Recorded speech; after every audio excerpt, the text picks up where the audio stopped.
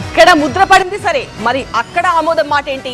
BC రిజర్వేషన్ను 37% పెంచాలని గతంలో పంపిన చట్టం ఆల్రెడీ ఢిల్లీ పరిశీలనలో ఉంది. ఇప్పుడు 42% పెంచుతూ కొత్త చట్టం చేసింది తెలంగాణ అసెంబ్లీ. లేటెస్ట్ చట్టానికి రూట్ క్లియర్ కావాలంటే మొదటి చట్టాన్ని ఉపసంహరించాలి. ఆ దిశగా తొలి ప్రయత్నంగా పెద్దన్నకు లేఖ వెళ్ళింది. 32 సార్లు పైన ఇంకా 300 సార్లు అయినా పోతా.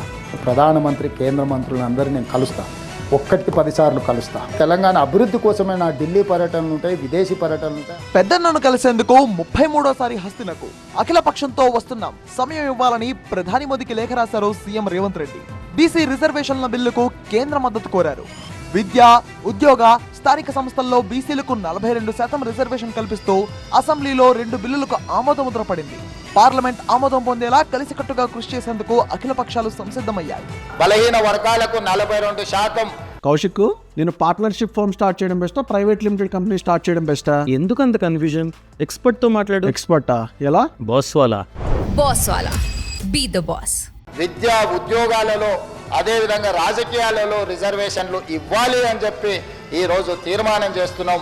ఈ ప్రతిపాదన ప్రకారం మనం రిజర్వేషన్లు పెంచుకోవాలి. ఇప్పుడు అక్కడ పార్లమెంటు కూడా సమావేశాలు జరుగుతున్నాయి కాబట్టి పార్లమెంట్లో దీన్ని ఆమోదింపజేసుకోవాల్సిన బాధ్యత ఈ సభలో ఉన్న సభ్యులందరికీ, ఈ రాష్ట్రంలో ఉన్న రాజకీయ పార్టీలకు అన్నిటికీ కూడా ఉన్నది. తప్పకుండా దీన్ని సాధించడానికి అవసరమైన నాయకత్వాన్ని వహించడానికి మేము సిద్ధంగా ఉన్నాం. సభలో చెప్పినట్టుగా పార్లమెంట్ లో ఆమోదం కోసం ప్రయత్నాలు ముమ్మరం చేసింది రేవంత్ సర్కార్. బీఆర్ఎస్, బీజేపీ, ఎంఐఎం, సిపిఐ ప్రతినిధులతో ఢిల్లీ వెళ్లాలని నిర్ణయించింది.